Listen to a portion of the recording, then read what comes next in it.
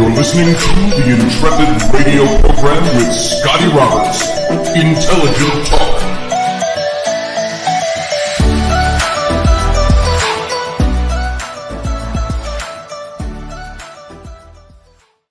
Well, happy Friday evening, folks. This is Scotty Roberts. You're joining me here on my program, the Intrepid radio program, right here on the Odyssey Radio Network. That's ODYSY1.com. Come on over, see all the goodness that's Odyssey Radio. At the same time, those of you who are here, you're already watching over on my YouTube channel. And that's, of course, youtube.com/Mr. Scotty Roberts. Sorry for the feedback there. And a little technical snafu. And so I'm just trying to get the chat room called up over here for myself in a different area, and accidentally, inadvertently, unwittingly turned on the radio show. And so I want to thank you all for being here tonight. Whether you're here, well, you wouldn't be here over on Odyssey, only because on Odyssey Radio, we're on a bit of a hiatus until, as most of you know who are regulars, we're getting the tech set up so we can broadcast live to both the YouTube channel and to Odyssey Radio. So we'll get that worked out sooner or later. And right now, I am not home.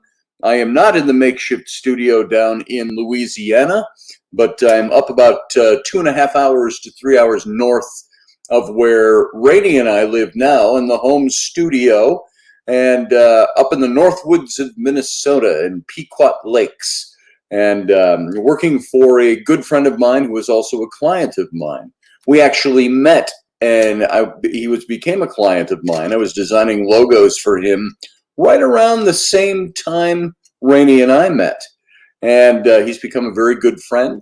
And this is my friend Andy Dabbs that I've told you about, who owned Lemon Squad, that company that he started as a mechanic out of his house, and just sold it off for quite a bit of money and is now doing very well. He is one of the people out there that proves that if you have the ingenuity, you make the effort, you take the time. And he started out with not a whole lot of money in his pocket, and a very simple house, been his back bedroom of his house. And he started this business, and a little over 10 to 12 years, I think it was able to sell that off and do very well. Could be set, you could say, for the rest of his life. And that's a good thing for him. But he's still busy. He's still creating businesses. He's still doing things. And right now, he's the one that does Hell's Head Coffee. If you look down here, over right there, that logo on my screen, Hell's Head Coffee. And you can go to hellsheadcoffee.com and see that we're just after a year of, we started that a year ago. I worked with him on him starting it a year ago, and it's finally going to be up and running very soon, and working on some other stuff for him as well. So it takes me away from home, but it's not like being 2,000 miles away from home for 90 days to 120 days. I'm going to be gone for a couple of days, and probably over the weekend to Monday, be heading back down home, and so that'll be a good thing.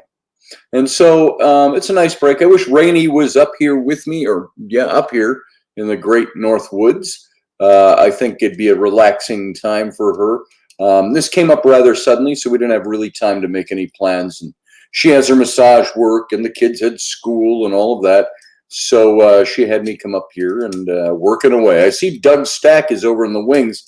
We'll get to him in just a second. You hang on there, Doug. Don't go away. I see the top of your head from your eyes up. So we'll get to Doug very shortly.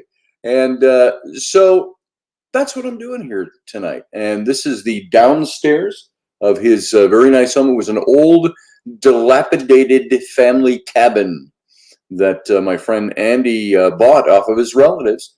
And he fixed it up, and it's a phenomenal house. And he's a pretty high-tech guy, and it's kind of a smart house and all of that kind of stuff. And he doesn't spare any expense on doing things the way it needs to be done. And he's a relatively young man. And so It's good to be up here. It's nice to get a break. I wish Rainey could be up here for the break. Flynn wanted to come with me so bad. And I told him, son, I can't take you. It's not summer yet. You still have a week of school. And I couldn't yank him out of school. And I could have, but I didn't want to yank him out of school. He was up here last summer with me. And Rainey and I and all the kids came up on a second time during the summer.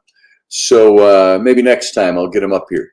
And Kevin Miller says, I'll keep my eyes open for robbers sneaking down the stairs in the back. Thank you. And look for any ghosts. I don't think this house has any, but it's a beautiful house to be in. And it's small. It's a small cabin out here. Really, it's 1 bedroom and a den upstairs, big main room. And they've got lower vaulted ceilings, and they've got this room downstairs, which has got a bathroom, and it's got storage. And they used to have their teenage daughter used to live down here. So anyway, enough of that. Let's bring in Doug. Let's see what's on Doug's mind tonight. Doug, the walk-in man. Let's bring him in. How you doing, Doug? Pretty good. How are you? Good. I'm good, brother. What you up to? What's going on? Oh, so my new business, I changed it from the camping supplies. I'm still gonna do that a little bit later down the road. Hey, listen, hang on to that thought 1 second. I just want to say hi to Robert Bannon in the chat room. Robert, I haven't seen him for a while. I don't think I've ever seen him in the chat room. To my recollection, Robert Bannon worked with John Ward and I on the Paradigm Symposium one year and lived up in Wisconsin. He's now back down in Texas. And so, Robert, it's good to see you. Hang out there in the chat room. We'll see you in a little bit. So, Doug, go ahead. Your business. I know you had started your business, and now you've kind of shifted things a little. I shifted things for now because I wasn't getting the traction I was needing for the other job and Sure. the other business. And a huge opportunity came up, an established business in my town. The man wanted to get rid of his business. It's a tire business. Yeah. And he was done. And the price tag he put was more than generous. Like, all right, I get 3 pieces of property. I get the shop. I get the tools inside and the tires, new and used. And honestly, if I just wanted to do a blowout sale and everything, I could probably make 25 grand on Nice. top of what I paid. But Yeah. So it's been a long week of running back, forth, and Yeah. in there. Today we went to the notary. The notary started the paperwork. It should be done either tomorrow or Monday morning. Then Monday I go to the CPA, get all my business licenses and stuff sorted out, and I should be able to open up on Tuesday or Wednesday of next week. Outstanding. That's very good. Congrats to you. Thank you. No, it was hard. My wife is understandably scared. Sure. We've never really done a business, but I've been sitting at home for 19 months. I got a settlement, and for the last 3 months, all I've been looking at is the bank statements going down and down and down. And Yep. Yeah, I need to start doing something. And last weekend we bought this. Yep, I remember. Well, that was the gift for me, right? That's the gift for me. I forgot. Yeah. We bought that, and then this check was easier to write that I wrote today because it was it's something that can actually make me money. And like I said, if it wasn't an established business, the tire shop has been there for 35 years. So it has a business base. And the guy who sold it to me, he said, listen, if you need me to, if you want me around, to show you the books and everything and how to do everything, he's like, that's no problem. His son is actually going to be working for me, and he's been working at the shop for 20 years. That's great. So, and I have such a big support behind me. Man, that's fantastic. Yeah, and like so, I know I can succeed in it and do a great job, and I'm not looking to do a little get rich quick thing. I know it's gonna take a lot of hard work and a lot of time, but I just want a comfortable, life with my family. Be able to do what I want to do when I want to do it. Yes. And like I said, sitting at home and watching that money go down, it was kind of rough. Man, I know I know exactly what you're talking about. So, we do the same thing. We safeguard what we've got, and probably tighter now than we ever done Hmm. um, before. Some of the stuff that we have that's come in, we're just sitting on it because we got to get into a house. And Hmm. so, as everybody knows, we're doing that, and we've got to move by the end of August. And so, Yeah. we're making sure we've got enough to do that. And then, of course, the car breaks down while Hmm. the other vehicle, our van, which is almost the same color as yours, our van has 320,000 miles on it, and it's running, but Yep. we don't dare even take it out on the highway to go to school with the kids because we don't know if it's going to last. So Right. we're looking for a new vehicle as well. And then you go, oh boy, all that money I'm saving up to do this thing is now we've got Hmm. to appropriate about half of that to do this thing. And so it's like I said last week somewhere. I said, whenever you feel like you're getting ahead, it's sometime, most of the time, when you feel like you're Hmm. getting ahead, it seems that life knocks you back to the starting gates. Goes, oh, don't get cocky, Doug. Yep. Here's the starting gate again, and we see how quickly we can get back to the Well, beginnings of things. So, that's the thing. I mean, last weekend when I wrote a check for $25,000 to put down on that car, it was the hardest thing I've ever done. oh, I'll bet. And it took a decent chunk. And then the check that I wrote today, it was a little bit bigger, somewhat bigger, and that was a lot easier to write that check. Sure, I For get some that. reason, I don't know why, but you know, I've been doing this for a while, thinking about a business and everything, and Yeah, now I don't know everything there is to know about tires and auto mechanic work, I know nothing but about cars. I have a good solid base around me, and I have young kids. I got a 17-year-old son, a 21-year-old son, and my daughter's 17. They can all Hmm. learn how to do stuff, and this is going to be for their benefit as well. Because when I get too old, pass it down. Yes. By the And way, I mean, all this, uh, I'm paranoid about ticks. We're up here in the North Woods, and my buddy said to me today, he goes, "Hey, when you go to bed, before you go to bed at night, he says, pull up your pant legs, take off your pants, and look at your legs, and check everywhere, and make sure you don't have ticks in your mhm. nooks and crannies." And so he had it sprayed up here on his yards and stuff. But that's why I thought I felt something crawling on the back of my neck. And I'm Well, not paranoid about it, but I don't like bugs. I don't like parasites crawling on me, knowing that they numb my skin so I can't feel them biting me and sucking my blood out. So, well, well, I got the mosquitoes out here tonight because it just rained a little while yeah, ago, I and see the and rain on your van. yeah, and my fire is shut down pretty much to a smolder, and I'm just sitting out here, and I've been on the run since 6 o'clock this morning. I only got 3 hours of Hear sleep ya. last night. Yeah, so I'm kind of shot. Hey, let me reply to Dustin Brill over there. Oh, you big baby, he calls Dustin. You know what the sad part is? I think it was just a hair falling out of my head on the back of my neck, not a tick. So that's how big a baby I am, Oh, and I cry because I'm losing my hair too. So there it is. so I wanted to share a nice story. I don't know. Okay. Well, I'm sure you guys have been following the weight loss of me. I have the Doug Stack weight loss Yeah. saga. So since October The 26th. de-stacking of Doug. Yeah.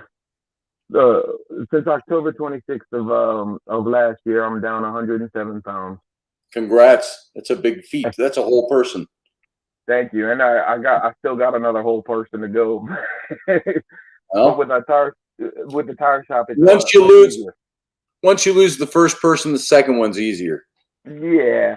No, but I was in the store yesterday, and I bumped into my friend's father, and I hadn't seen my friend's father in probably about 6 months. Well, I was talking to him, and he was talking back and whatever. And then I went out to my car, got in my car, and I almost got home, and he texted me. He's like, "Hey, Doug." He's like, I just wanted to say congratulations on your weight loss. I didn't even recognize who you were. Oh, wow. I was like, so you were talking to me for 5 minutes and didn't know who I was. That's fantastic. That's pretty cool. That was the best feeling I think I've felt in a long time. Well, Yeah. congratulations, Doug. I'm happy for you, man. I know what Thank it's like. I've never had a whole person in addition or two on my body, but I've been up pretty high at times. Like I said earlier in the year, late last fall, I was 290 pounds. That's pushing 300 pounds for me. And I'm only a hair now under 6 feet. I used to be 6 feet. I'm now under 6 feet. How'd that? And so, I'm down around 250, 255 right now. So I've dropped 40 since last fall. But man, I got to tell you, I probably got about 40 to 50 to go until I feel like I'm in comfortable shape. But it's doing what you're doing, which is walking. You're exercising. Yeah. Well, you saw the difference in the height that me and you have. You're a few inches taller than me, and my highest that I know I got to was 428. Wow. That's up. I was before the accident, I was about 350. And then after the accident, I couldn't walk for almost 11 months. I ballooned up to over 428. Yeah. Now I'm 321, and honestly, my goal is 200 pounds. That's fantastic. And it's hard, but at the same time, I'm getting the energy back that I had before the accident. And look, I'm running circles around the kids now. Doesn't that feel good when it starts happening and you start noticing it? You're like, yeah, I got more energy, And now when we met, I think I was about 65 pounds lighter. So I've lost about 40 pounds since then. And when we met, great. I didn't like to, I didn't like to walk. I still didn't like to walk. Now I just get up. If I'm bored, I get up and go out and walk around. The year I met Rainey in 2005, I had started bicycling, and I started 6 miles a day. And then I did, sometimes I did the circuit I laid out twice. And so I do 12 miles a day. And at that first week, especially the first 2 weeks, it was just disciplining myself no matter what. Rain, shine, cold, hot. I was going to get out there and not miss a day, because I felt if I take one day and skip this, even a day of rest, as they say, if I skip it, I'm gonna skip it the next day too. And so I did it faithfully, and I just kept doing it. I did that for 3 months, April, May, June, until the middle of July. And I lost my bike after that. My bike went away. But I want to say that during that time, I dropped 60-ish pounds. I'd been up to 280, and I dropped back down to 220. Oh, I went down as low as 210. And felt like I was as thin as a rail. But I was exercising and eating right. And the motivation to keep going was seeing what was happening to me as I was doing it. And the more I did it, as each day went by, hopping on my bike, and it took me about half hour to 45 minutes to do my circuit. And I'd get back home and I'd coast in on that bike while I'm going up my driveway. I would dismount and just stand one foot on one pedal, and I'd coast it into the garage. And you get off and you go, yes, I just did that again today. And I would look forward to it every day. And so the motivation came from the fact that it stopped being hard. It stopped being a task. It was still a workout, but it was a workout that felt good instead of a workout that was a task to try to get to. So I'm sure that's what you're experiencing right now. Well, the thing is, it keeps track of me during the day, and I'll usually get to about a mile and a half throughout the day or whatever. Damn straight, Iowa X, by the way. Go ahead, Doug. No, but I'm doing about a mile and a half a day. Like, well, today and yesterday were well over 2 miles, without having to walk at night. Because when I get to the point where it's like 9 o'clock, it's starting to get, well, it is dark and the sun's not out, and down here is hot now, so it's hot and humid. So I've been walking at night to get into the 2 mile mark. Well, today is the 4th day of June. I have I put a goal of 60 miles for the month of June that I wanted to walk. Outstanding. Well, today is not over yet, which it pretty much is for me. After the show, I'm gonna hit the bed and probably sleep for about 10 hours. Yeah, there we go. But what's called right at this point right now, I'm at 10.4 miles for the whole week, or 10.2 miles for the whole week, for the whole month of June so far. In 4 days, that's pretty damn good.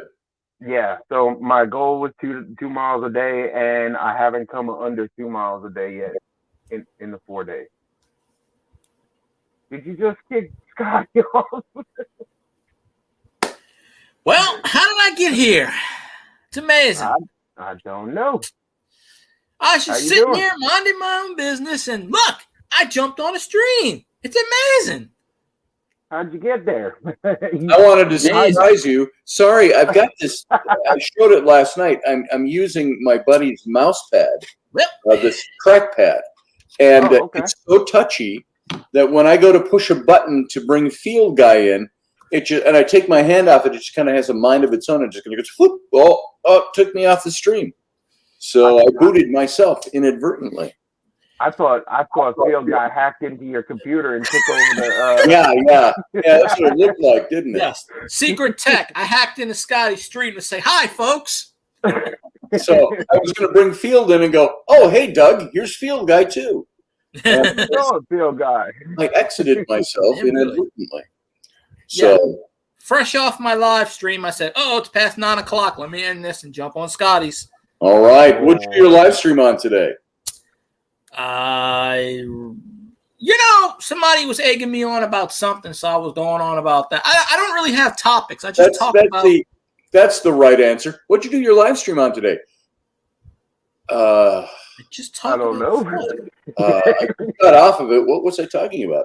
Doug wasn't there, and Steve wasn't there, and my God, Master Finn wasn't there. I'm very disappointed. No, it's all right. Well, it happens. I've missed. Today is what? Friday. I think I've missed Tuesday, Wednesday, and Thursday's show. A show for you, Scotty. I've been so busy. All right. It's like, woo, I gotta go back and watch 3 hours of Scotty. If you have time, Doug, there are other things other than this show. I'm sure you know.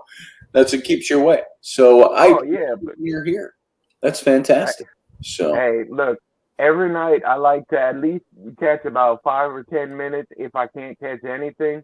And I think I was going through a little bit of Scotty withdrawal because I was like, you know what? I was in the room at I think 8:45 or 8:50. Yeah. And just you were here early. I was sitting waiting. Yes, I think Rainey's going through Scotty withdrawal right now. So well, I ain't going through the withdrawal that Rainey's going through though. Yeah, I'm saying that tongue in cheek. If she were here, she'd probably have a quip to go there. So that's upside the head. So all right. Well, I gotta say hello to everybody, which we didn't do because I brought Doug in almost right away after we got started. Who we all got here? I know Master Finn is here tonight. Doug Stack is here. Field Guy is here, joining me. And by the way, folks, we don't really have a topic tonight. I was going to put up a topic. It's not that I don't have topics to talk about. It's that I was sitting down about an hour and a half ago, and I said to my buddy Andy, I said, whew, I'm tired. And I was going to take a nap because I've been up since about 5:30 this morning, and we've been going all day. And I thought, you know what? I'm going to take a little nap. Oh, there's Black Kitty. Just came down. I thought that was a bear. Yeah, it's a bear. You don't get out much, do you? That was smallest bear I ever did see. Oh, look at the bear. It was Bigfoot. Bigfoot's here. Foreshortening. Yeah, things are larger than they appear in the back of the camera. So there he is. He's already down here, and he's got 3 big dogs. He's got a couple of hound dogs and one other dog. I don't know what he is exactly. He's black and gray whiskers, but they're great. That's who lives around here. But it's a Black Panther, said Matt Finn. Yeah. Yeah, the Canada, you're creepy. Says I missed the first minute. Where are you again? You're in Canada, eh? Oh, almost. Almost, eh? Eh? We're just a few hours from Winnipeg, eh? I'm gonna drink some Molson Ice. Yeah, Molson. I'd like some Molson on ice, please. And, yeah. Coo, coo, coo, coo, coo, coo, coo, coo, if all of you remember that reference, if you're old enough like me. So I don't know that reference. You don't know the reference, Field Guy? I don't think. That was Bob and Doug McKenzie, eh? The Great White North. Oh, SCTV? Second City Television. SCTV, yeah. Rick Moranis and who? Rick Moranis and Dave Thomas. I was going to say Wilson. It was a name like that. Dave Thomas. Rick Moranis. I don't know what happened to Dave Thomas. You see him, rare appearences of him over the years, but Rick Moranis is everything. He was in, way back, Ghostbusters. I wonder if he's going to do a new Ghostbusters movie. Rick Moranis said he was going to. He was going to come back. That's cool. He's been retired. He's been raising his kids. He got attacked in the French Quarter a year or two ago. I didn't know that. He was walking in the French. I don't know if Doug knows that. He was walking in the French Quarter, and somebody just sucker punched him, knocked him on the ground. I didn't like you in Honey, I Shrunk the Kids. But isn't he like 4'8"? So maybe it was a guy swinging his arm. Yeah, maybe. Maybe it was an accident. I don't know. That kitty's staring. Meow. Robert Bannon now has 5 cats. Robert, what are you doing with you? You sacrifice them or something? You fattening them up for ritual? I've always heard of cat lady. So who else we got in the chat room tonight? We got Barbie D. Good to see you, Barbie D. Susie Q. Nice to see you. And look, we got Barbie D and Susie Q. That's great. I like the initials. We got Barbie D, Susie Q, and Iowa X. All in a row. You need. Good Lord. So who else we got? We got Steve Clark. Good to see you, Steve from Kansas. Nice to have you. Steve from Kansas. Hear me say that. Steve from Kansas. Stevie K, we'll call him. Stevie K from Kansas. Look, if I could have the energy that Steve has at his age, man, I'll be in good shape. He says boo to that, by the way. I don't know if he was being a ghost or boo to the Stevie K.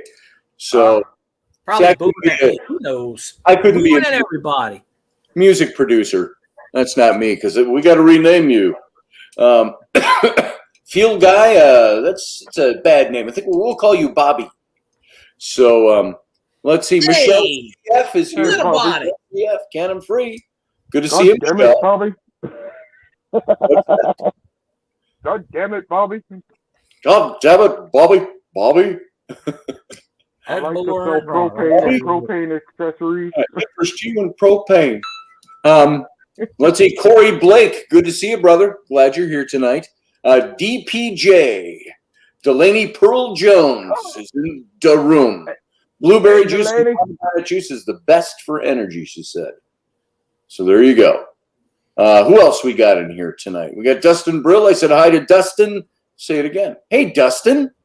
Good to see you. How's your wife doing?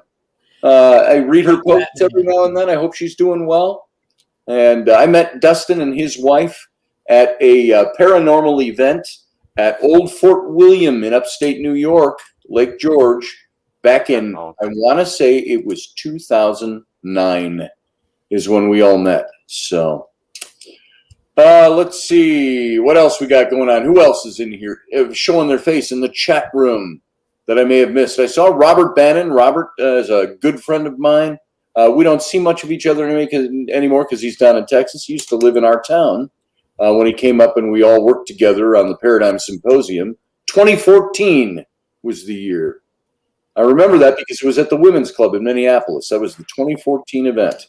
Kevin Miller is here. Good to see you, Kevin. And I think I may have hit everybody. If I missed you, that's the beauty again of doing a live show like this on my YouTube channel, as I can take time to say hi to folks. It's kind of like that. Dustin says, I believe so, Scotty. My boy wasn't even a year old. He turns 13 this year. Holy cats, Dustin. That's crazy. Well, get this. My twin daughters are now, they'll be 30. So I always say that, and I jump ahead a little bit, but they're 29, and my oldest son is 20, and my Flynn, my boy, is going to be 12 this summer, and then I got Rowan, who's 9, and Lori, who's 6. So my quiver is full, as Solomon said. Elder Barry, good to see you. Welcome to the show. One that growls. Yes, one that prowls. I think I can understand him when he goes, like, I don't know. Just, yeah. I don't know. My cousin's like that. My cousin was like that when he was 12 or 13. You tried to get him out of the bed, and he would growl, and I'd pull his legs out the bed and drag him out because no one else could get him out of bed. And after a few years, he grew out of that. He started talking in sentences again. I think my prepubescent. He's not prepubescent. Screw that. He is full pubescent. 12, yeah. I've been gone for day and a half, really. I left yesterday morning and to come up here. And my son has said both days now, within an hour of the kids coming home from school, and said, Flynn is an ass. And, that's between moms and dads. And she said he's got her fit to be tied. He's I don't know if it's hormonal. I don't know what it is. He's having a tough time right now.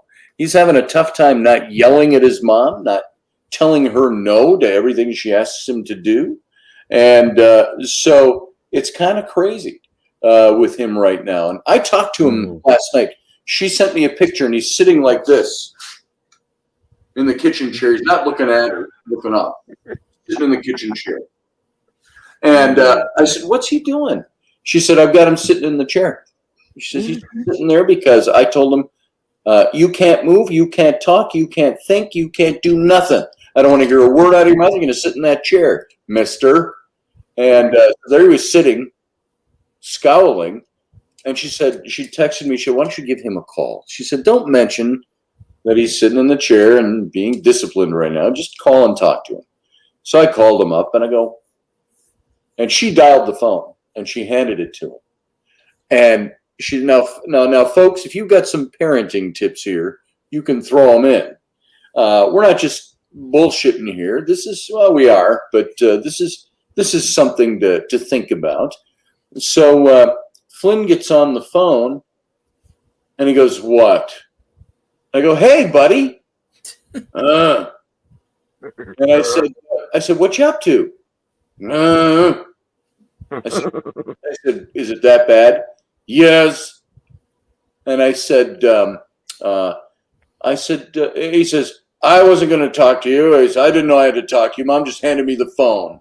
Those were the most words he said in one cogent sentence through our whole conversation. And I said, "Well, what was your day like?" I said, "Did you not have a good day today?" And no. And I said, "Well, how was school?" "Hated it." "Well, did you get to hang with your buddies today at school?" "No."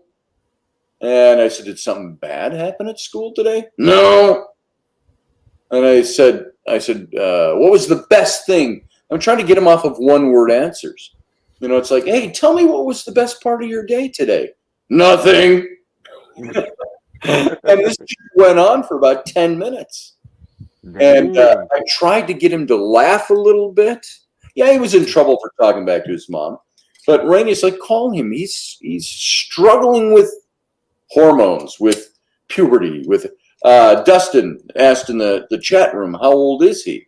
Well, my son Flynn is 11. He's going to be 12 in August. And he's gotten tall and gangly. He's tall, lean, beanpole gangly. He picks that all up from Rainey's side of the family, that tall, lean thing going on.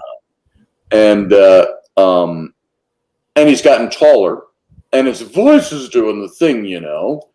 And it's always funny. It's kind of funny when he screams at everybody. He screams at Mom. He screams at me. He screams at his sisters. It always comes out like this. He goes, "Get out of my room!" And he screams. He might be possessed. He might be. He just might be. And you were talking about dragging somebody out of the bed by their heels, field guy? My cousin back in the day, he's 27 now. Okay. But when I used to go to my aunt's house every so often, nobody can get him out the bed to go to school. He was like 10 or 11, probably around Flynn's age. And I said, "All right, watch this." And he used to do the same thing, growl, except he had knives. He had swords in his room. So he would pull one off the thing and try to, and I'd have to block it or whatever. But I'd drag him out of his bed and I'd say, go that way. But no one could ever get him out of his bed except me. But and after a couple of years, he grew out of it. And now you can't get him to shut up half the time. You know, I think I've told part of this story before. When Flynn is not a morning person, and part of that is he just doesn't want to go to school. I mean, he just hates going to school. Now, I didn't like going to school. You know, we like to have in our free time, but who does? I remember hating school. And getting him up in the morning is tough. We have to be out the door. I tell them 7:30 because we got to drive him to school. We got to be to school by 8 o'clock. If we're in the car by 7:45, we get there on time. So I tell him 7:30. Right about 7:40, most mornings, he's still shambling down the stairs, doesn't have his socks or shoes on. We're like, "Son, act like you got somewhere to be." And I said, "You know what? On the tough mornings when I'm pissed off about it, I go, look, you're disrespecting your mom. You're disrespecting me. We take our time to get up and drive. I said, I'd rather be in bed right now. I said, I hate driving to school. I was mocking him a little bit. And I said, so you need to, and then I bring up, it's not meant as a guilt trip, but there's a couple of times I've mentioned, look, you're a Boy Scout. You take that oath. What does that oath tell you? That oath, you take an oath that says, and he already knows where I'm going with this, and he's always like, and I'm like, son, what does the oath say? You swear to do your duty, to live honorably, to live respectable, to operate with respect, with courtesy, with kindness. And I said, if you don't want to do those things, I said, let me know. And you don't have to be in Scouts anymore. Mm-hmm. And so these are I said, this is where the rubber meets the road. It's the same thing we had when I was in ministry. You know, you'd say to people in the church, or when I was a youth pastor, I'd say to the kids in church, That's what prompted remember a series we did a year ago or more. It's like, why do you believe what you believe? I would ask them. And I said, if what you believe means something to you and you really believe it, why don't you live it? Live it, or does it go out the window on Monday morning? And out the window on Monday morning. Yeah, and that's it's about out the it. window on Sunday afternoon after mass or whatever it is. That's how it goes with a lot of them. Yeah, and I put up this post of Dustin Brills. He said we've had a lot of the same issues with Lyle. Honestly, Lyle pointed to me that he doesn't want to be treated like a child anymore. You talk to him more like he's one of the guys. And that's what I do with Flynn. I talk to him like he's one of you guys. I would say, Doug, what is it that you want to be? What is it you believe? I use that same language with my son. I want to be an astronaut. I want to be an astronaut. Hey, we've got something in common. I want to be a starship captain. I want to be on that Star Trek thing. Star Trek. I want to be rich, make a lot of money. Yeah. Like a football player. Yes. And Flynn and I, we go out something. He so wanted to come up here with me. And I should have just let him come up with me. It ain't that big a deal. But I was thinking, we've been having this struggle with him. And I thought, no, son, you need to be doing what your responsibilities are. And I think he's really bent right now because I didn't bring him up here with me. And I told him in a couple of weeks, or a few weeks, we'll come up here again and you can come with me. That wasn't good enough. It didn't placate the evil monster and inside of him. And so I do try to speak to him like he's not an equal, but because there are many times I have to say to him, I look at him and I get the look on my face, and I look at him and I go, "Excuse me, what did you just say to me? What did you, Doug? What did you just say to your mother? Field guy, did I hear that tone coming out of your mouth? Excuse me? Do you think you better try to rephrase that? Because if you were a man, you'd probably get punched by somebody." I said, you best rephrase what you're thinking. And I get mad at him at times. I'm having flashbacks to 30 years ago now. Talking to me like that. I can say it. Did I make a twitch come up or something? I can tell you, I remember one time, I think I was 13 or 14, and I was talking to my dad about something, and I was like, the whole thing. Well, I don't know what it was about, but I was yelling at him, and he was yelling back, and I did the thing where I wasn't thinking, and I took a swing, and he ducked, and my arm went right through the wall. Oops. And he goes, "Okay, you want to be an adult, mister? I'm going to show you what an adult's going to be like." You want to do it? So he didn't hit me enough. He just took me out. He threw me out the house, and he goes, "All right, you want to be an adult? There you go. There's your new house outside." There it is. Well, Dustin says, keep in mind as well, he's having teen emotions in a preteen world. That's very true. That's actually a topic I had up we were going to talk about the other night, and we didn't get to it. But how to manage teens going into puberty or kids going into teenhood. Honestly, I don't know how the teens do it these days. I mean, I wouldn't want to be a teenager now or a preteen. I wouldn't either. I would love to have my kids be a little more innocent and sheltered than they are. Not sheltered in a negative sense, but sheltered in the sense that they're not exposed to all the things they're exposed to now. Yeah. When I was a kid, and I think Steve just said something about Doug 30 years. Heck, try about 60 years. Yeah.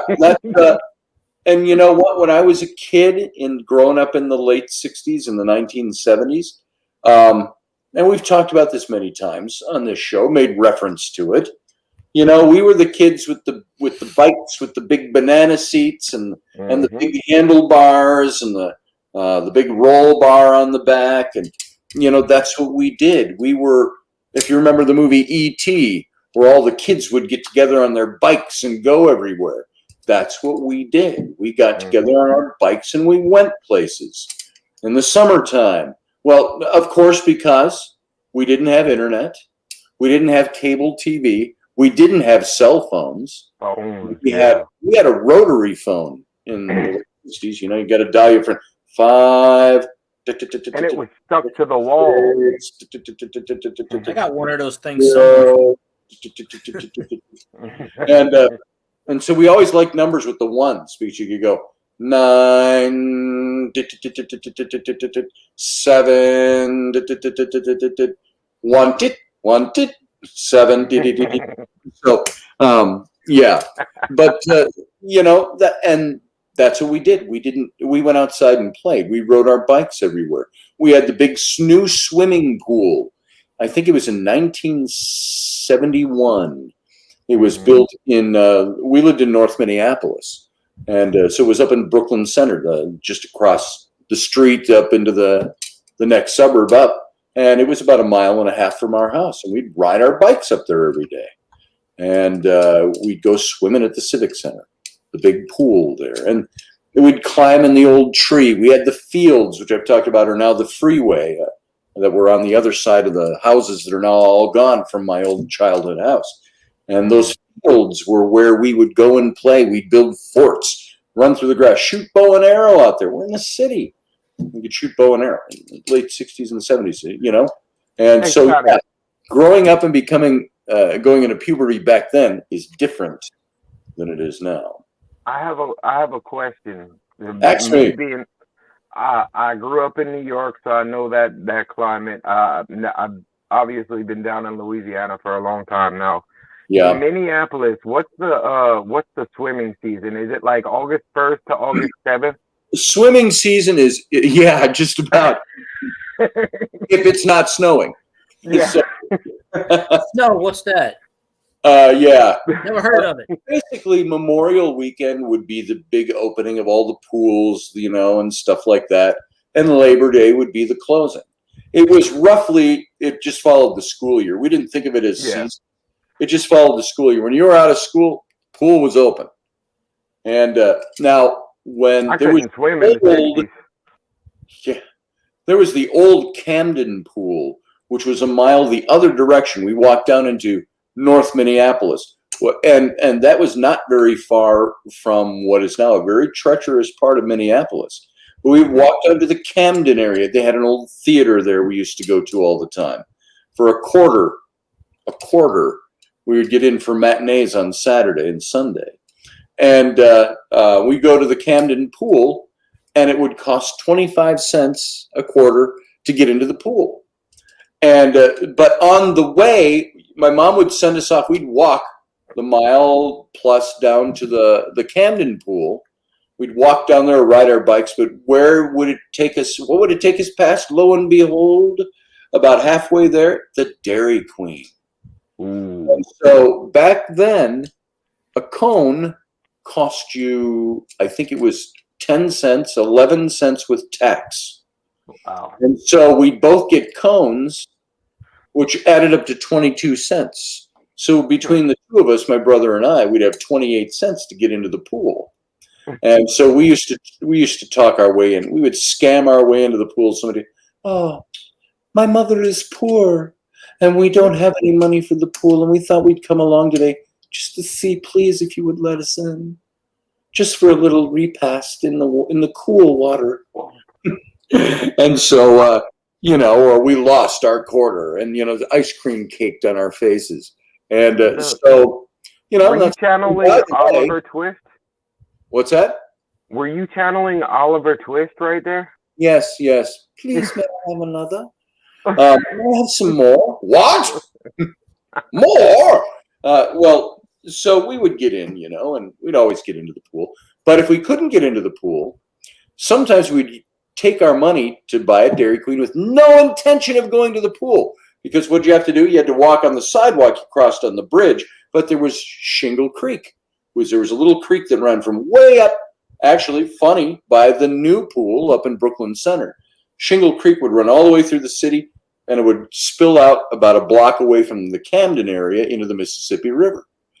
And so Shingle Creek, this is a little creek, and shallow, and we'd go swimming in there. And there was a little, it was a waterfall. I don't know why it was built, but this creek was maybe 10, 15 feet across, ankle deep most of the time when we went swimming there. And there was just a little concrete, it was like a slide. The whole thing, it was like a lock and dam, but who's going to lock and dam a little tiny creek? And so there was this concrete thing that went down at an angle for about 5-6 feet. And we would get in that water from the creek, and it would push us down that thing. We'd go sliding down that thing and into the creek. And, of course, it would always split our pants wide open because we're riding down on cement. And I don't know exactly how to, but we both come home with our pants split wide open. And my mom would go, "Where'd you go swimming today? You smell like fish." You know, creeks, inner city creeks, it smelled like fish. And so, we got in trouble a couple of times because she forbade us from swimming in the creek because there was no lifeguard. Who's going to drown? So I took my daughters back there. I was telling them this story once. Now, we did that when I was 7, 8, well, probably 8, 9, 10 years old. And so back when my daughters, who are now 29, they were 5 or 6 years old, so 25 years ago, we were driving in North Minneapolis, and I took them by the old Camden area with the old theater is still there. And I said, let's drive and park in the park over here, because this is where Camden Creek or Shingle Creek went through. And so we walked up to the creek, and they had done something with the cement work there and totally restructured stuff. But there's still a creek. It's all woods and, grass going up to it, and then the concrete. And it was a raging torrent. It was like, and it was like unbelievable. And my daughters look at me and go, "You used to go swimming in that?" I go, "Well, yeah, it was different when I was a kid. I guess it's different now." We also used to go there and we would fish under the bridge with drop lines and catch carp. Carp mostly. So that was the 60s and the 70s for you. So well, we had that too. I guess probably the 90s is when it started changing, when they came out with the Nintendos and the Super Nintendos. That's when the kids started going back in the house. But they didn't have a childhood like we did. I had fun. We would make tanks and whatever out of shopping carts and cardboard boxes. And when somebody on the block got a new furniture and everything, it was that was a big old fort that we had. So that was pretty fun. Yeah, I'll bet it was. So you know what? Dustin Brill once. He's gone again. Well, it's time for us Louisianians to commandeer the show like we should. What the hell is with this? It doesn't matter what direction I move my finger on the mouse pad. Doug did it. It takes me out of the show. So I'm very delicately now moving my mouse. Oh, the site. Here you go, Dustin. There's the link. Weird. Hey, I'm gonna go in because these vampires have probably taken about 6 pints of my blood tonight, so I'm struggling here. You need your rest because you're gonna go walking. Gotta love those skills. Hey, Doug, before you go, if you know this, sing it with me. This is for Dustin Brill.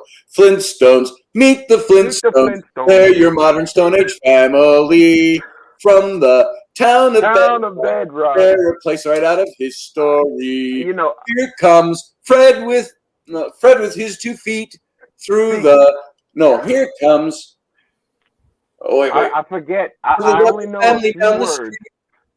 Through the courtesy of Fred's 2 feet, when you meet the Flintstones, have a yabba dabba doo time. Yabba doo time. Have a game time. Game at something. So that was for you, Dustin Brill, for being a smartass. So come on over, Dustin. We'll bring you in. All right. Good night, guys. Good night, Doug. Thanks Hey, for Doug. listening tonight. I appreciate. Oh, here comes Dustin too. How about that? Over, Dustin. We'll bring you in. Dustin, how you doing? You're gonna have to turn down your audio You know, or put on a that headset. stuff's not even on TV anymore. You know that, right? They I have an know. app I for know. it. The only thing that's on the TV would be like the remakes, and they were horrible. So now we're getting feedback from your audio, your speakers, Dustin.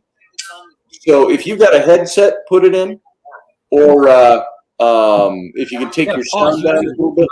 Audio, your speakers, Dustin. Give me a sec. If you've got a headset, put it in. Or if you can take your sound down a little bit. How's that? Let's find out, because there's a bit of a delay. It'll echo back. There's Field Guy. Let's see. Oh, Doug. By the way, Doug Stack is congratulating himself for singing on radio. So, I just want to say also welcome Wesley Curry II to the show tonight. We're having kind of a free for all tonight. Free for all is the wrong phrase. We're having a kind of an open conversation, lighthearted end of the week Friday. So, Oh, Scotty, it went into a free for all. there it is. There it is. It kind of did. So pull up. So Field Guy, I'm going to let you go, and I'm going to give the floor to Dustin, who's going to entertain us with some song and dance. So see you, Field Guy. Good to see you, brother. All right, Dustin, welcome to the show. It's just you and me now. Yeah. So, how's it going, brother? I'm still here. I'm still alive. How you doing? I'm good. I'm about the same. Still here, still alive. So you're looking good. You're looking a little coiffed and trimmed up. That looks pretty darn good. Yeah, dropped the beard and the long hair. Oh, yeah. I remember the first time I cut my ponytail. It was like, just do it. A snip. They cut it off. It was in a ponytail. So I didn't let my hair grow for years after the Marine Corps, and then one day I was just like, I don't want to cut this anymore. And so, yeah, it's dumb. So, and I think I want to thank God for giving us beards, because now that my hair's falling out of the top of my head exponentially, my beard has gotten really thick. I went to shave for the show tonight, and I had a dull razor, an older razor, and I'm like, I didn't bring a new one with me. And I'm just like, I'm like, oh my God. And so it was like I could have taken sandpaper to my face to get my whiskers off easier. So, but it's thick and harsh. So Getting into shaving with a straight razor, that's fun. Yeah, I need to get me one of those. A lot of blood the first time you do it. Yeah, if it's really sharp, you could pretty much ruin your face for a while. Yeah.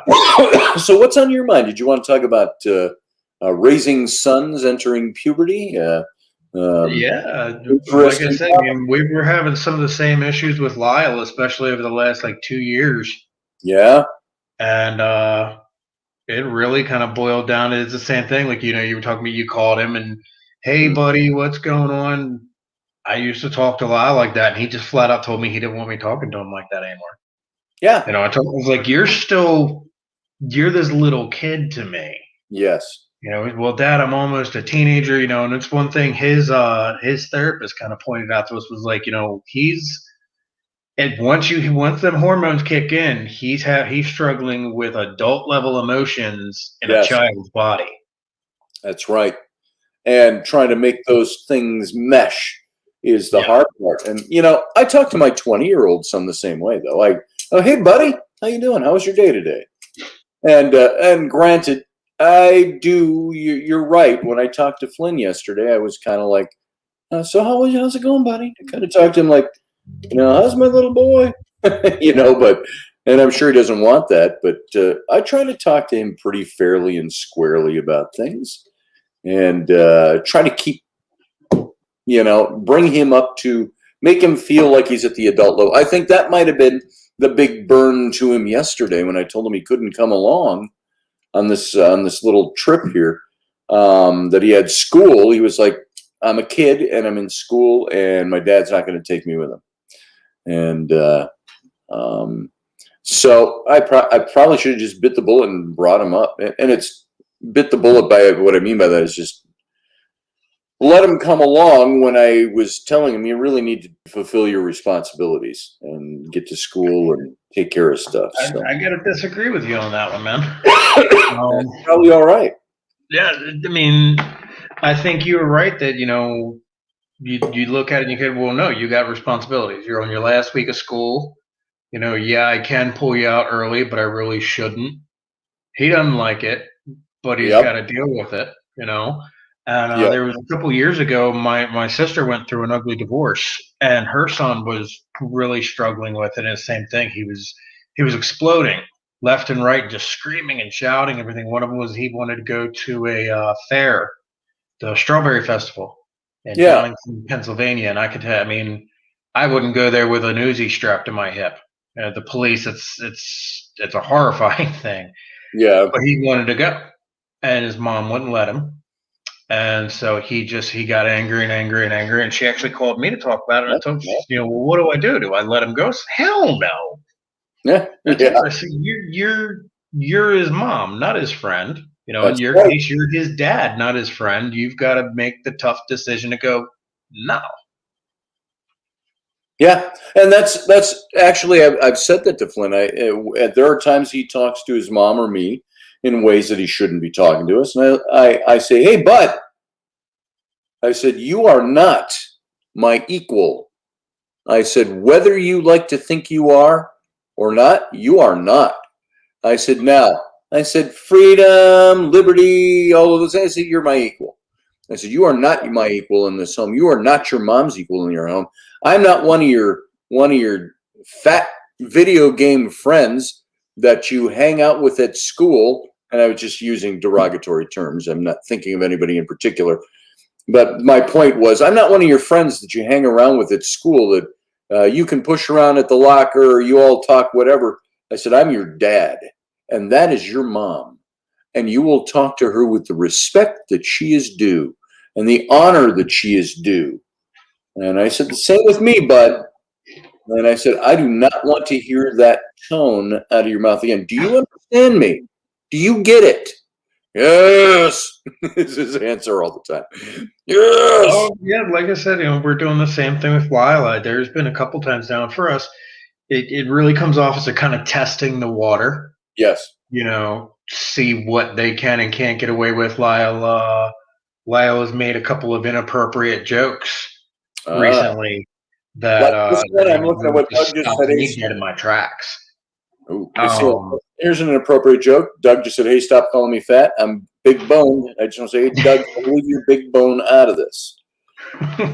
There you go. Moving on.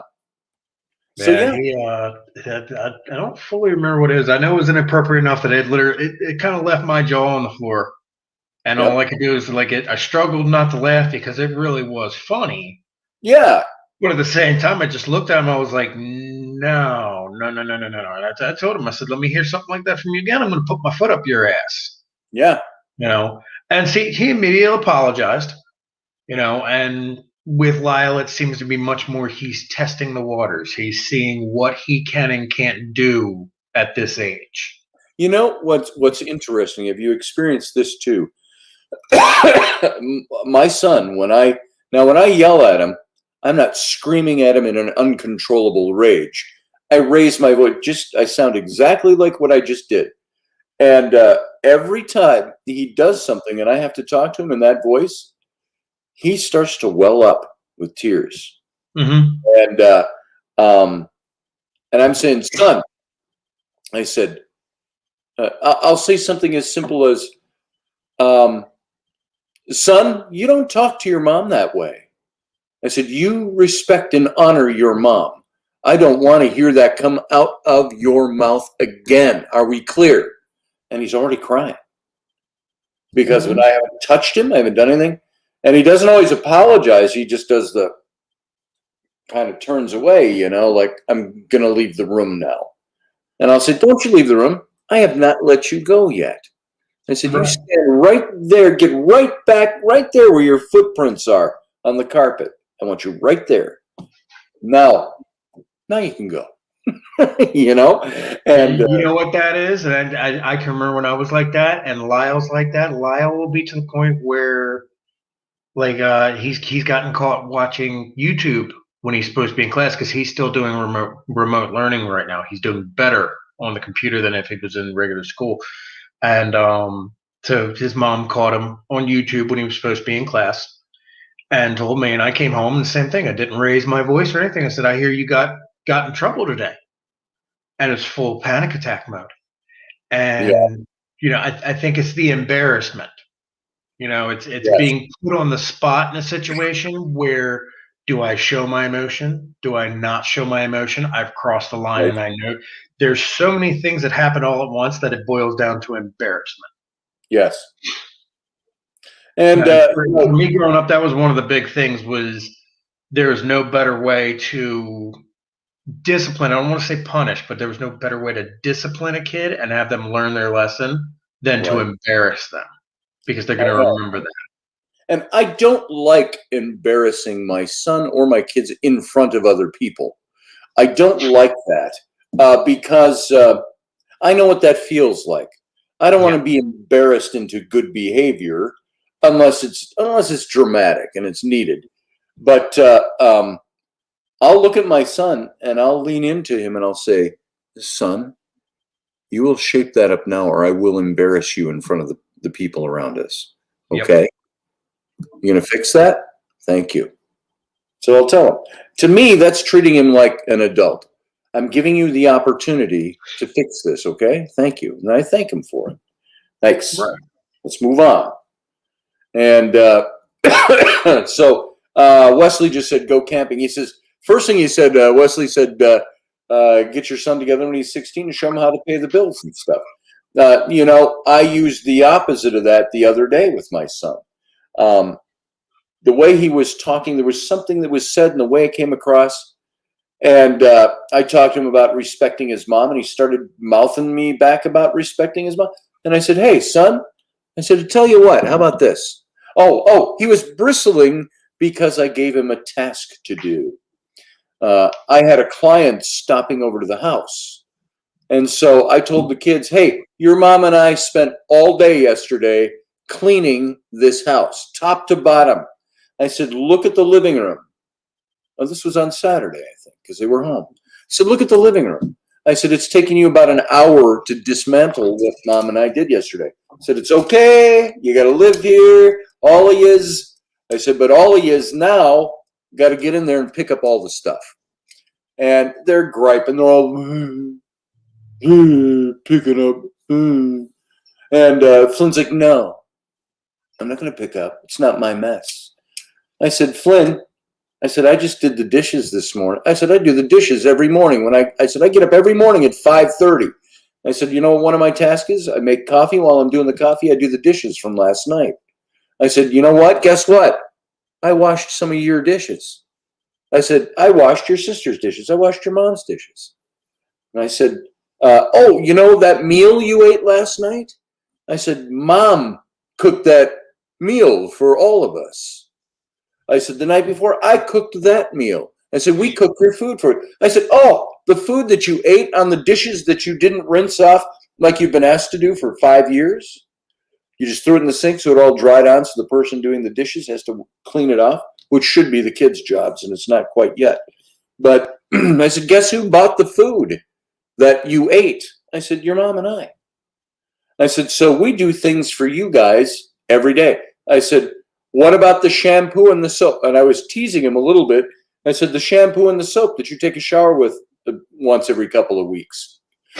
And I said, and we've got manly stuff, by the way. My pubescent son went out and bought him, like Everyman Jack, soap and shower stuff, because it sounds manly.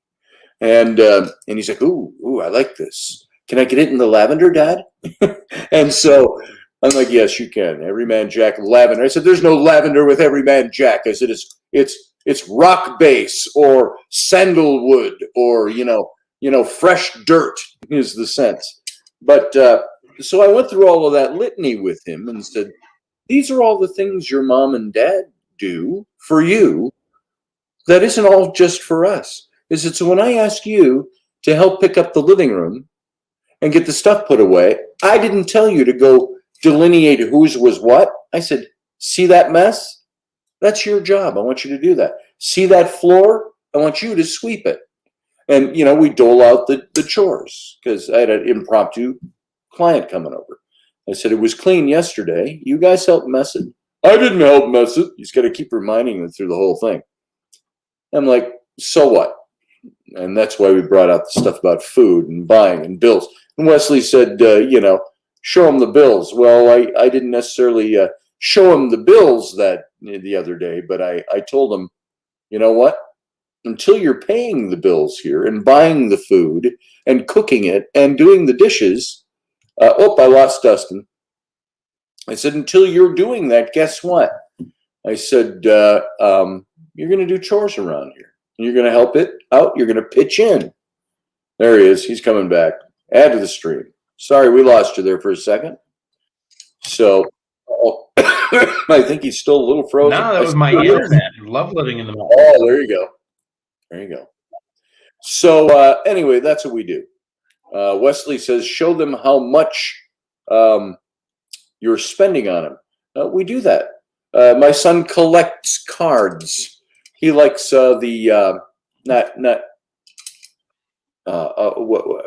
why is it right on the tip of my tongue?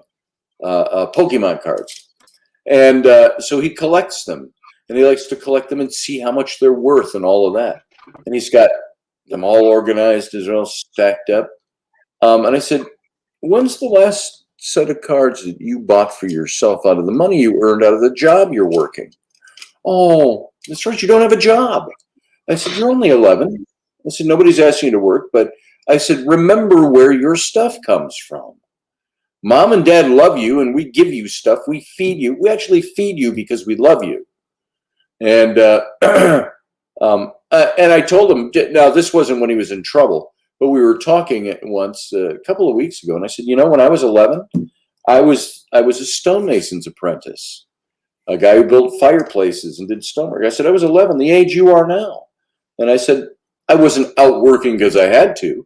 I said, but I earned about $10 a week in the early 1970s. And that's where we may have talked about this in the show.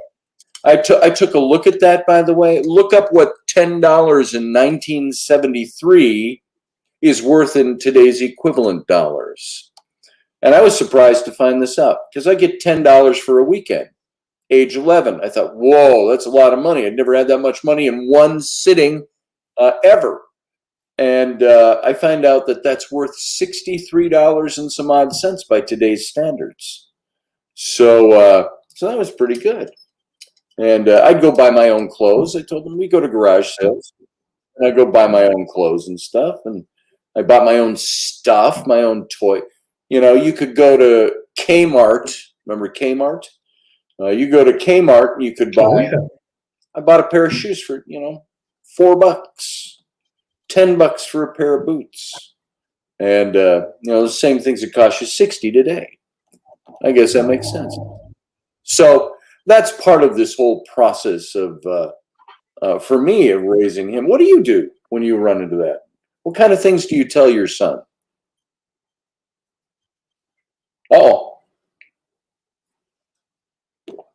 We have a frozen Steve or Dustin. Sorry, Dustin. I'm going to remove you for now. If you come back into favor with your internet, you can call back up. Steve Clark remembers 1 cent candy. Steve, we used to walk to the little corner 5 and dime, little tiny store, Polka Dot Dairy it was called. We used to walk over there and we get bottles of Coke for 10 cents. And you'd get 5 cents if you turned the bottle back in. It was a deposit. So we'd find a nickel, we'd run down and get a Coke. If we had a bottle and a nickel. Candy bars, when I was a kid, 5 cents. Then they went up to the astronomical price of 10 cents. A Snickers bar was 10 cents. And now what are they, $1? in the discount places. And so buy bubblegum cards and stuff like that. It would cost us 50 cents for a pack. And so I see Dustin out there in the wings. Let's try him again. Earth to Dustin. Earth to Dustin. Nope, he's not there. So I'm going to remove him from the studio altogether. Just kicking you, Steve, or Dustin. I don't know, I keep saying Steve. I keep seeing Steve's name over in the chat room. So, good night, Mr. Finn, Captain Sir. Is Master Finn going, or is Susie Q going? Good night if you're going. Oh, it's Susie Q is going. So good night. Have a good night, Susie Q. Thanks for being here. I remember that $1, not $2. Yeah. Well, we go to the Walmart in our small town, and you can get a Snickers bar for $1, I think it is. So if you're at the right place. Well, I think I'm back, said Dustin. I don't. You're back at least into the chat room. So Matt's in it to win. Hey, Baroness, January. You're super late. Yeah, you're so late. We're almost at the end of the show. Show should have ended 17 minutes ago, but there's no guilt trip there. Wink, wink, nudge, nudge. So we're just going a little late tonight. So it's good to have you here. And Marlise Kolb. Susie Q, you were there. You were on Mike and Doug's show. There you go. Hey, Marlise, good to see you. And welcome to the program. And we're just getting ready to kind of wind down. We may go till about 10:30 because we're on a roll. But then it's Friday night, and I see you're all out partying somewhere. If you're like me, you're in. So for the evening. So welcome to everybody who's coming in late tonight. That's okay. Good to see you. And once again, this is why I like doing the live stream, because we can communicate. So, by the way, if anybody wants to call in and talk about anything, we've just had kind of an open mic Friday. No real serious topics tonight, although we talked about boy teens and puberty. There is the stream if you want to come in. And let's see. Wesley Curry said, "I'm in it for a sing-along in Armageddon with fireworks, looking for chaperone volunteers." There you go. Chaperones to Armageddon. There it is. Oh, here's Dustin. Dustin's, he's just got a white screen on my end, so I'm not going to bring you up until I actually see you moving, Dustin. So, and there's Wesley. I got some movement with Wesley. I'm going to bring Wesley in. Come on in, Wesley. Watch out. Hi. How you doing, brother? Just fine. I just wanted to say hello. Hey, hello. Speaking of, looks like you're down at the Five and Dime. Close to it. I'm in Huntington, West Virginia. There was just a concert here on the stage behind me. There's a little park here called Coleman Square, and it's one of the nicer places in West Virginia in Huntington. Nice. I like. How are you doing? We're doing fine tonight. So. Where are you? Where are you exactly?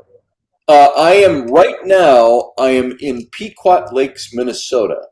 I'm away from my own house and my own studio, so my sound is probably a little tinnier. I don't have my mics over here. I'm working for a good friend of mine who's been a friend for many years and a client. And he said, "Why don't you come on up for a couple of days? I got a ton of work for you. Just come and hang out." And my wife couldn't come along. So she's home with the kids who had to go to school the last 2 days, and I'm here for a couple more days. I never had children. I was never good enough of a person, and really just wasn't in the cards for me having kids. So my comments about raising them are completely nebulous. Secondhand. It's secondhand. Yeah, I imagine that I would do had I had them. By the way, Marlise Kolb says, Scotty, you not reading any books? Not tonight, Marlise, but we may another night. So, by the way, if anybody wants to, all of my books that I've written, I've read them. It was actually before we started the show 2 years ago. So there, 2-3 years ago, I've got a bunch of my books, chapter by chapter, with a little personal commentary down here on my YouTube. If you go down into the archives, very easy to find if you scroll down. So not tonight, Marlies. Another night, perhaps. And and yeah, Wesley, you don't have to be a dad to understand how things work sometimes. And Wesley, I don't know if we lost you. Possibly. We may have.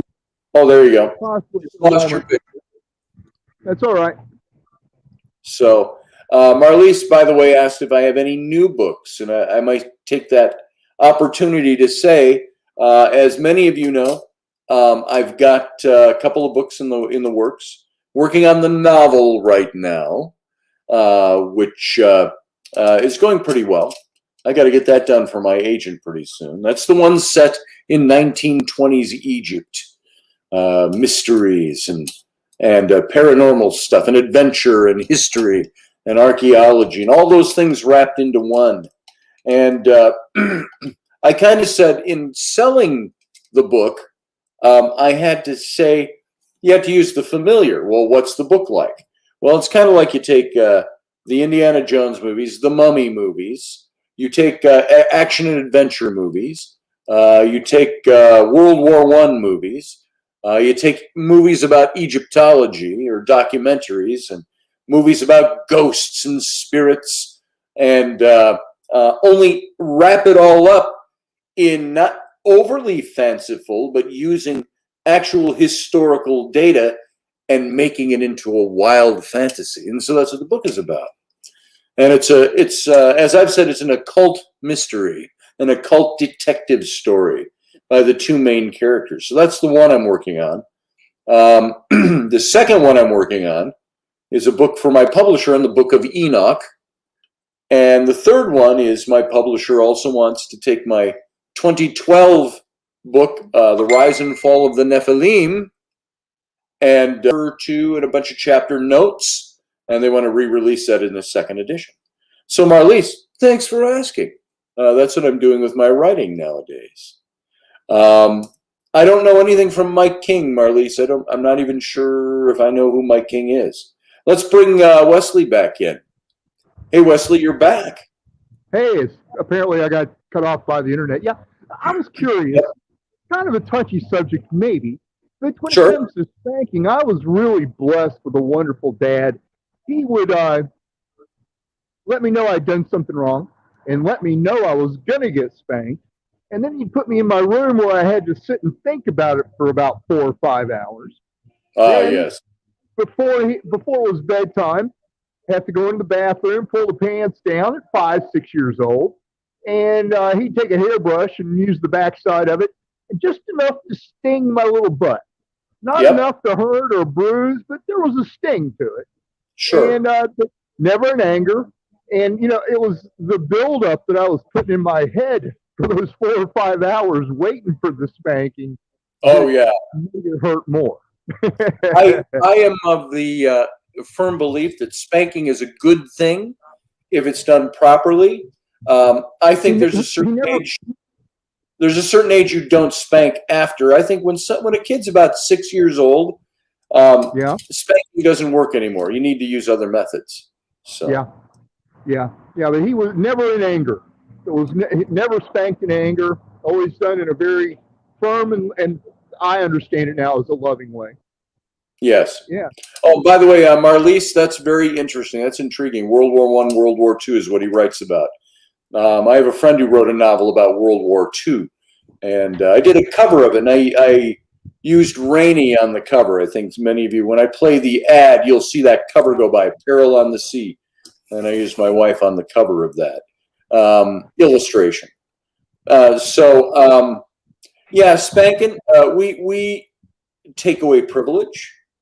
We take away use of devices. That's a new one in recent days. And the waiting for a spanking, we used to do that too.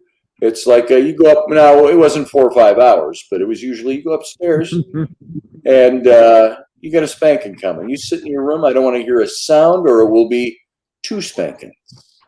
So you'll sit up there and wait, or over on the chair in the kitchen or whatever. And so, and so discipline. Good manners were very important to my mom and dad.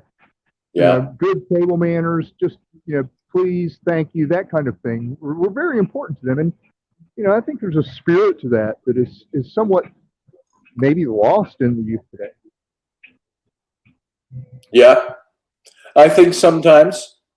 I try to make sure that if I spank one of my children, that after the crying's done and a little settling down, that I sit and talk to them for a minute and say, now, do you know why you got a spanking? Do you understand why? If you don't, let me tell you. It's because you talked to your mom this way, or you did this, or you did that. Something deserving of a spanking. And I said, you know what? I'll tell you the same thing I heard when I was a kid. You won't get it until you're an adult and have kids of your own. I said, but I don't like spanking you. Mm-hmm. And my mom always says, it's going to hurt me more than it does you. And I'm like, oh, yeah, well, I'm the one with the red butt. It's a grief that is not enjoyable at all. It's not enjoyable. And they say never punish in anger. I can get angry at my kids sometimes. My wife can get angry at my kids sometimes. They're very provocative. And there are days where you're like, I said to my wife the other day, I said, if my 11-year-old son was a 40-year-old man, I'd have punched him in the face for that. And but you can't do that with a child. So you have to keep your cool. And so that's the hard part. When your kids get your goat and they get you angry and they know the buttons to push with you, that's the worst time to discipline. And it's even worse when your kids start learning your buttons. They know mom's buttons right away. They know how to push mom's buttons. It's unbelievable. With me, I don't know that they know how to push my buttons, but they know what they'll get in trouble for. And so anyway. So, well, hey, Gaza, by the way, I have to say hi to Gaza over there in the chat room. Thanks for having me on. I just wanted to say hello and see how you were doing. I'm going to keep listening. I'll log off here now and let you continue with the show, and maybe we'll get a story out of you. Sounds good. And I hope you have a good night over there in West Virginia, tenting it. Sure. Living the wild, free animus. So, all right, brother. Thanks for calling in. Talk to you later. All right. Gaza said it would be a different story, Scotty, if you were spanking your wife. Totally different story. And I don't spank my wife. We don't go there with that. She has a different kind of kink. Boom. We'll leave it at that.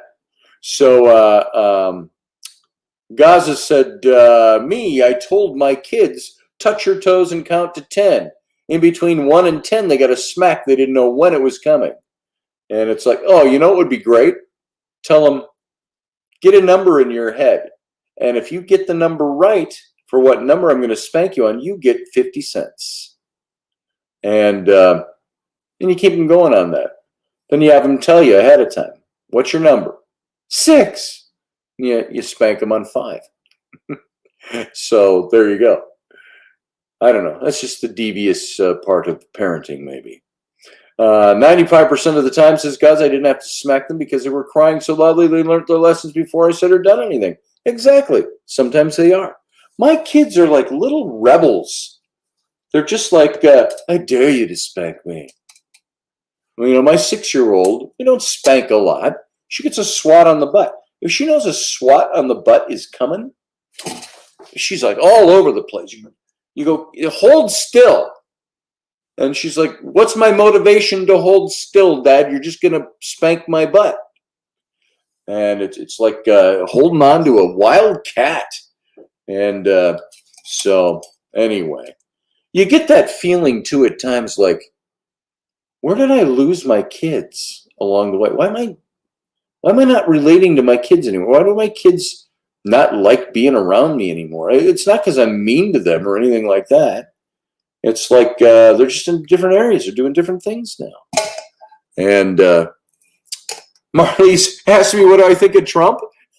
There's a loaded question for near the end of our show tonight on a Friday, Marlies. I think Trump. What do I think of Trump? First thing I think is he is a former president of the United States. And no matter what side of the political party or political line anyone is on, Trump deserves our respect, just like any other former president.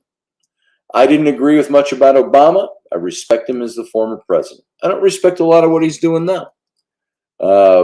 As far as Trump goes, what do I think about him in general? Here's what I think about Trump. I think Trump was a very successful businessman.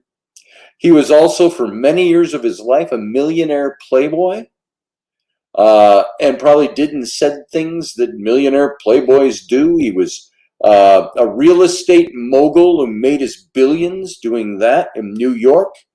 He had a television show. He did different things along the way. But I also think he was an upstanding person. Now, you can gauge his personal life and say, well, he had affairs. He had an affair while he was married and, whatever and whatever. I said, most guys who have affairs do it while they're married. That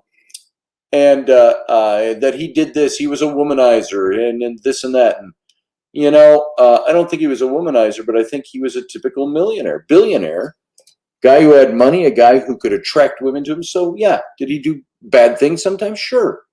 Did he rape anybody? No. That's all political junk. You want to see somebody's dirty past that never happened to come out? Put him in a position of power or put it into politics. So I think Trump was a good man who wanted to see his country succeed. He loves his country. And this is what I think about Trump. He's a man who loves his country. And always did, always will. I think he's had it up to his eyeballs with the bullshit in our country and in politics and in Washington, D.C. Does that mean he's a perfect guy? No. Does that mean he did everything right all along the way? You find me somebody who's done that and will give him God's sandals.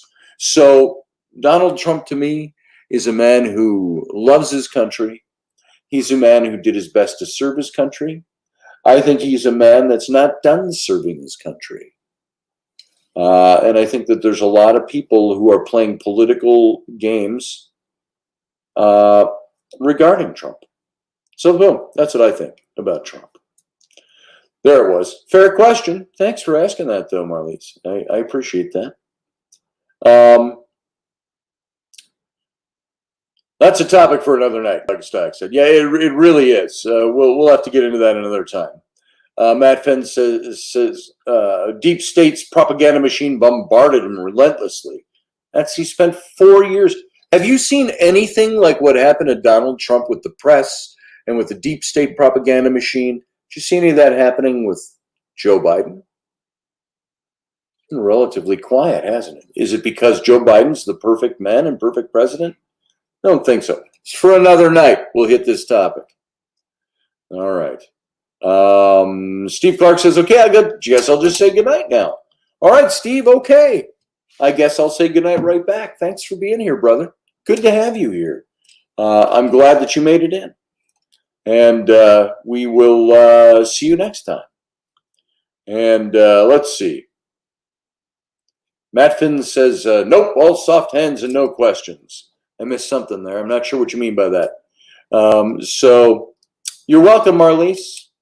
And by the way, everybody that's left in the chat room, it's now 10:35, approaching 10:35 very quickly. So we're going to call it a night.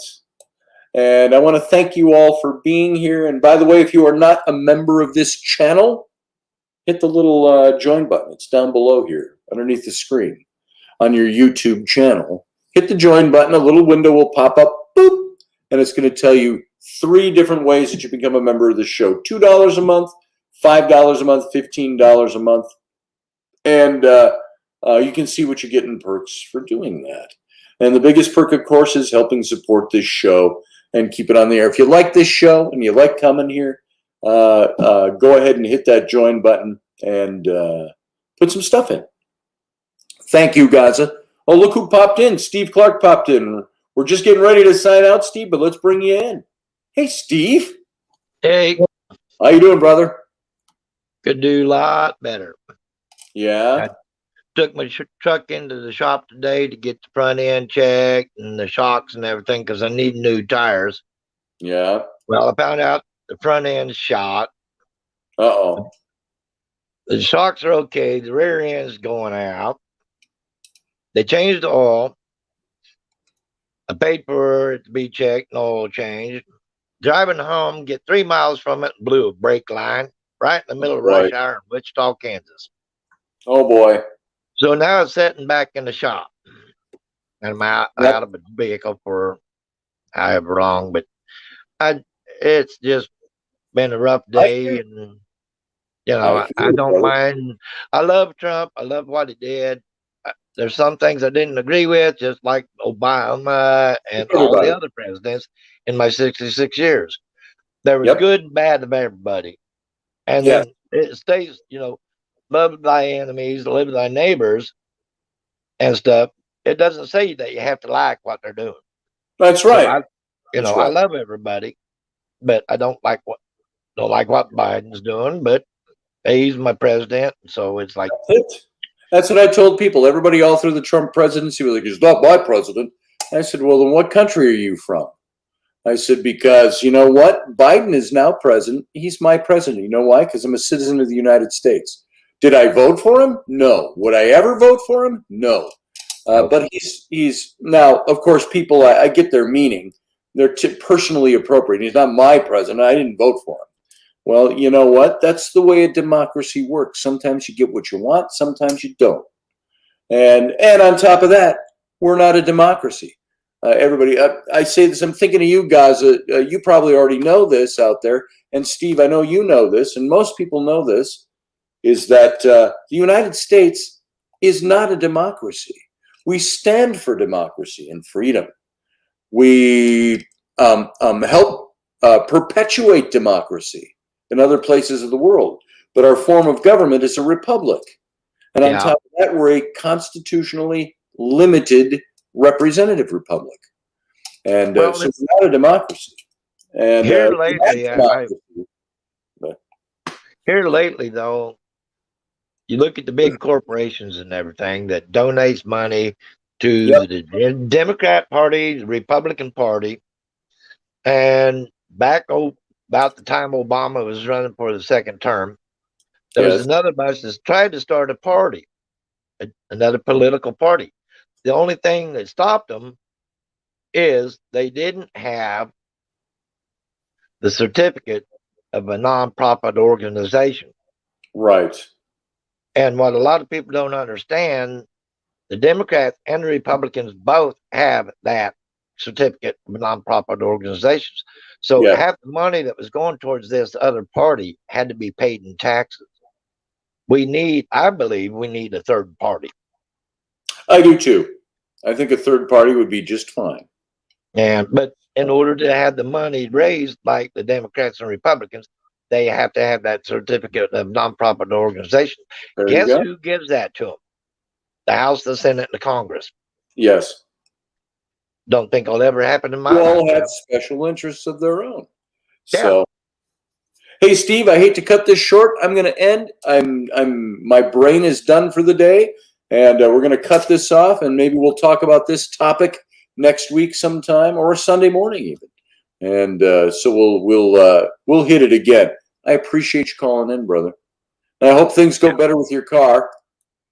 So, well, to get the brake before it blew in the brake line, it's going to cost me about $5,000, and that's with 4 new tires and everything else done to it. Yep, that's about what my car costs to fix it. We have to replace now, $6,000. So, all right, brother. You have a good night. Y'all have a great weekend and stay safe. And you too, and hopefully see you Sunday morning. I'll try. See you, Steve. All right, guys.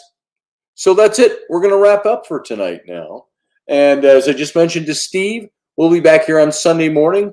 If Rainy's getting into a very busy season with her massages, so if she's around on Sunday morning, she'll be doing the show with me. If not, maybe I'll be able to get Sarah Soderlin in on Sunday. I haven't even asked her yet. Should even know I'm thinking about her. But I'll tell you this, where I am here at my buddy's house up at Pequot Lakes, guess what? Sarah Soderlin lives a half a mile down the same dirt road, right around the lake. Right here in the North Woods, you start curving around the lake and you get to her driveway. She's right over there across the lake. And so how coincidental is that? When she said they were moving up here a 3 years ago, I said, hey, I got a buddy who lives up in Pequot Lakes. And they end up, they're right over there. So I hope to see her before I'm out of here tonight, this weekend too. So maybe she'll come on Sunday morning if Rainey can't make it. So thank you, Barbie D. It was a fun show. We didn't talk about nothing tonight. Well, we hit puberty. This show hit puberty tonight. So you know what? Gaza, good night. I don't know if you're still hanging out in the wings, but good night. Thanks for being here. Everybody, Marlise, thanks for coming in. It was good to see you tonight. Thanks for being here. Master Finn, of course, great having you as always. Susie Q, Michelle Kenham Free, good to have you. And I don't want to miss anybody. I'm not leaving anybody out. I'm just talking the names I'm seeing that are scrolling by on the chat room. So thanks, everybody, for being here. We'll be back here Sunday morning, 9 a.m. Central, 10 a.m. Eastern, 7 a.m. out west. And, of course, out in Australia, depending on where you are in Australia, it's going to be probably anywhere from 11 in the morning to 1 in the afternoon. So, or is it the other way around? 9, it's going to be 14. Oh, no, I'd be 11 at night to 1 in the morning, something like that, the next day. However, the time travel works when you travel over to the other side of the world. So, all right, everybody, have a good night. Thanks for being here. And remember, of course, live long and prosper. And we'll see you very soon.